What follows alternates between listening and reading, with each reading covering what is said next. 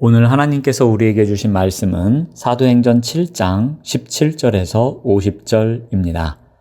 하나님의 말씀을 봉독합니다. 하나님이 아브라함에게 약속하신 때가 가까움에 이스라엘 백성이 애굽에서 번성하여 많아졌더니 요셉을 알지 못하는 새 임금이 애굽 왕위에 오르매 그가 우리 족속에게 교활한 방법을 써서 조상들을 괴롭게 하여 그 어린아이들을 내버려 살지 못하게 하려 할세.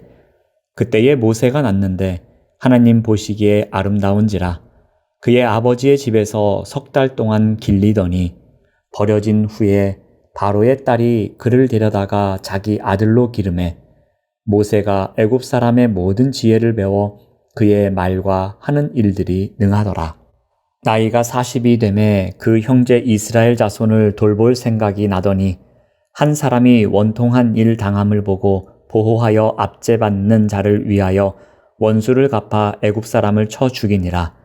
그는 그의 형제들이 하나님께서 자기의 손을 통하여 구원해 주시는 것을 깨달으리라고 생각하였으나 그들이 깨닫지 못하였더라. 이튿날 이스라엘 사람끼리 싸울 때에 모세가 와서 화해시키려 하여 이르되 너희는 형제인데 어찌 서로 해치느냐 하니 그 동물을 해치는 사람이 모세를 밀어뜨려 이르되 누가 너를 관리와 재판장으로 우리 위에 세웠느냐? 내가 어제는 애굽 사람을 죽임과 같이 또 나를 죽이려느냐 하니 모세가 이 말 때문에 도주하여 미디안 땅에서 나그네 되어 거기서 아들 둘을 낳으니라. 40년이 참에 천사가 시내산 광야 가시나무 떨기 불꽃 가운데서 그에게 보이거늘 모세가 그 광경을 보고 놀랍게 여겨 알아보려고 가까이 가니 주의 소리가 있어 나는 내 조상의 하나님 즉 아브라함과 이삭과 야곱의 하나님이라 하신대 모세가 무서워 감히 바라보지 못하더라. 주께서 이르시되 내 발에 신을 벗으라. 내가 서 있는 곳은 거룩한 땅이니라.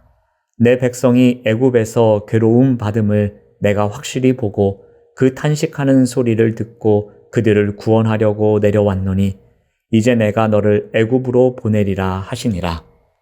그들의 말이 누가 너를 관리와 재판장으로 세웠느냐 하며 거절하던 그 모세를 하나님은 가시나무 떨기 가운데서 보이던 천사의 손으로 관리와 속량하는 자로서 보내셨으니 이 사람이 백성을 인도하여 나오게 하고 애굽과 홍해와 광야에서 40년간 기사와 표적을 행하였느니라. 이스라엘 자손에 대하여 하나님이 너희 형제 가운데서 나와 같은 선지자를 세우리라 하던 자가 곧 이 모세라. 시내산에서 말하던 그 천사와 우리 조상들과 함께 광야 교회에 있었고 또 살아있는 말씀을 받아 우리에게 주던 자가 이 사람이라.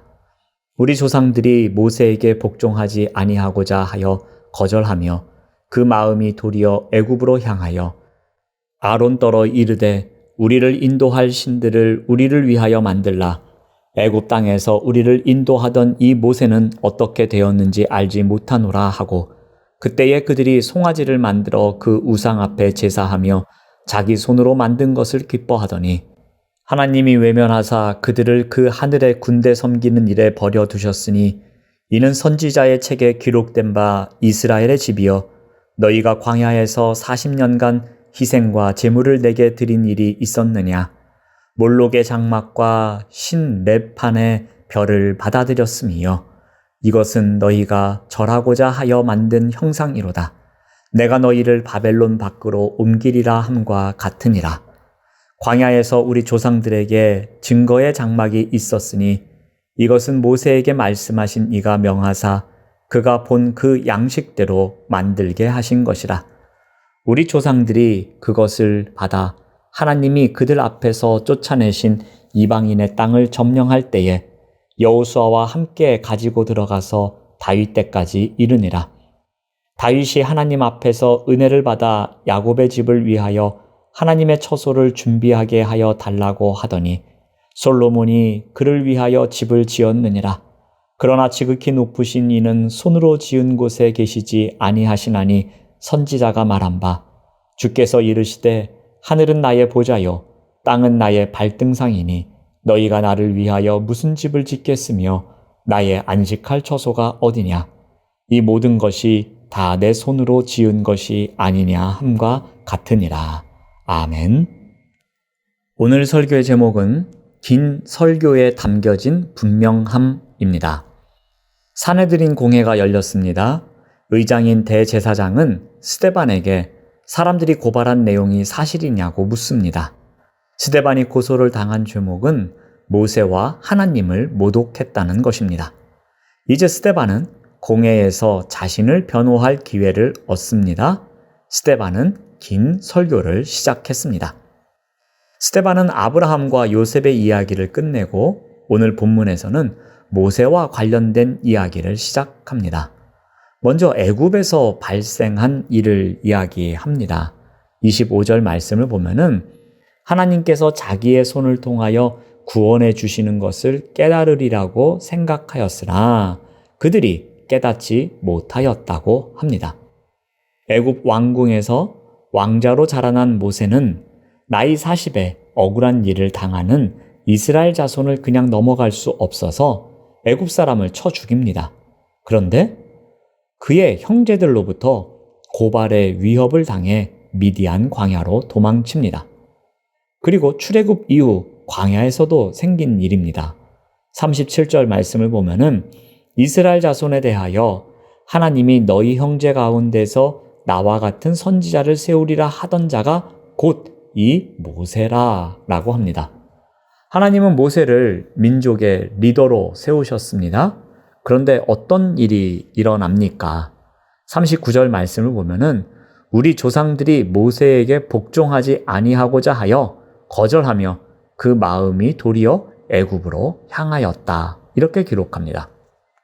이스라엘은 모세의 리더십에 복종하지 않았습니다. 모세는 분명히 애굽 사람들로부터 동족을 구해줬습니다. 그러면 이스라엘이 하나님께서 자기를 도구로 구원하시는 것으로 깨달을 줄 알았습니다. 그러나 그렇지 못했습니다. 스데반은 많은 분량을 통해서 요셉과 모세의 이야기를 하고 있습니다. 무슨 이유로 이러한 이야기를 합니까? 하나님께서 불러서 세워주신 요셉이나 모세와 같은 지도자들이 다름 아닌 동족으로부터 거절당하여 고초를 겪는 실상을 고스란히 고발하고 있습니다. 이것은 무엇을 의미합니까? 요셉과 모세처럼 하나님이 보내신 민족의 지도자를 거절해온 이스라엘이 이제는 예수 그리스도를 거절했다고 돌려서 고발하고 있는 것입니다. 이제 스데반은 예배 장소에 대해서도 언급합니다. 스데반은 성전에 대해 과도한 충성심을 보이고 있던 자들에게 하나님을 예배하는 장소가 한 곳이 아님을 강하게 선포합니다. 아브라함은 메소포타미아에서 하나님을 만났습니다. 요셉도 가나안을 떠나 애굽에 있을 때에도 하나님께서 함께 하셔서 그를 형통케 하셨습니다. 모세는 어디에서 하나님을 만났습니까? 7장 33절 말씀을 보면은 주께서 이르시되 내 발의 신을 벗으라 내가 서 있는 곳은 거룩한 땅이니라. 모세는 전혀 뜻밖의 장소에서 하나님을 만납니다. 미디안 광야에서 일어난 일입니다. 가나안 바깥에서 벌어지는 하나님의 일하심을 언급하고 있습니다. 스데반은 그들이 절대시하는 성전 자체가 하나님의 신탁을 받는 유일한 장소라고 단정할 수 없었습니다. 그와는 별개로 하나님의 일하심을 보아야 한다고 주장합니다. 모세가 하나님을 만난 곳은 성전이 아니었으며 약속의 땅은 더더욱 아니었습니다. 그저 광야에 이름 없는 가시나무 앞이었습니다. 스데반은 성전만 거룩하다 여기는 유대인들에게 하나님이 함께 하시는 곳이 그 어디든 거룩한 곳임을 날카롭게 선포하고 있습니다. 이제 스데반은 마지막 단계로 성전에 관한 논쟁으로 설교를 이어갑니다. 사람들이 스데반을 고발한 내용이 6장 13절에서 14절에 소개되었습니다. 그들은 거짓 증인을 세웠습니다. 그리고 그의 말에 이 나사렛 예수가 이곳을 헐고 또 모세가 우리에게 전하여 준 규례를 고치겠다고 말합니다.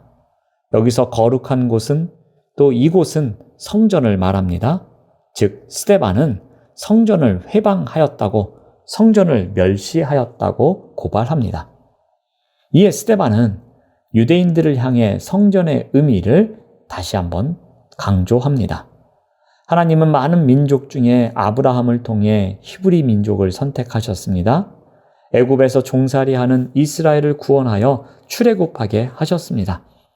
하나님은 이스라엘과 늘 함께 하신다는 표징으로 장막을 만들게 하셨습니다. 이 장막은 이스라엘 백성이 광야에서 하나님을 예배할 수 있게 했던 이동식 예배 공간이었습니다. 하나님의 임재가 이 장막 가운데 나타나며 광야에서 갈 길을 몰라 유리하는 이스라엘 백성들을 인도하셨습니다. 또한 후손들은 여호수아 시절 가나안 땅을 점령할 때도 이 장막을 가지고 들어갔습니다. 또 다윗은 언약궤를 예루살렘으로 옮겨와서 자신이 세운 장막 안에 두었습니다. 그런데 하나님으로부터 은혜를 입은 다윗은 어떻게 합니까? 하나님을 예배할 처소를 마련하게 해달라고 하나님께 간구합니다. 그리고 그의 아들 솔로몬 때에 하나님을 위한 성전이 건축됩니다. 하지만 하나님은 어떻게 선포하십니까? 48절 말씀을 봅니다. 그러나 지극히 높으신 이는 손으로 지은 곳에 계시지 아니하시나니. 손으로 지은 곳으로 번역된 표현은 구약에서는 부정적 뉘앙스로 사용되는 표현입니다. 그런데 스데반은 이 단어를 성전에 사용하고 있습니다. 이 표현은 유대인들의 분노를 사기에 충분히 자극적이었습니다. 스데반의 설교는 아브라함에서 시작하여 히브리 민족의 역사를 말하면서 성전의 의미로 옮겨갑니다. 이것은 무엇을 의미합니까? 성전은 저 건물이 아니라 여러분이 죽인 예수님이 참 성전임을 강조하는 것입니다. 스데반은 이렇게 외치고 있습니다. 오늘 본문에 스데반의 긴 설교가 나옵니다. 스데반은 아브라함으로부터 시작하여 이스라엘 구약의 역사를 통하여 성전의 의미까지 선포합니다. 스데반은 긴 설교를 통해서 무엇을 외치고 있습니까? 스데반은 자신을 고발하고 있는 유대인들에게 오히려 자신의 죄를 회개하고 나사렛 예수를 그리스도로 영접하기를 소망하고 있습니다. 이 소망을 담고 스데반은 목숨을 걸고서 복음을 선포하고 있었습니다. 스데반의 멋스러움이 보이는 부분입니다. 사랑하는 여러분, 우리의 입술을 통해서 고백되는 말이 있습니다. 그런데 그 말 가운데에는 언제나 복음이 선포되는 멋스러움이 있기를 바랍니다. 우리의 입술을 통해서 주님께서 이끌어 가시는 멋스러움이 더욱 많이 선포되기를 소망합니다. 기도하겠습니다. 하나님 감사합니다. 스데반의 긴 설교에 담겨진 분명함을 봅니다. 스데반의 멋스러움을 발견합니다. 우리의 입술을 통해 고백되는 많은 말이 언제나 복음을 선포하는 멋스러움이 담겨질 수 있도록 인도하여 주시옵소서. 예수님의 이름으로 기도드립니다. 아멘.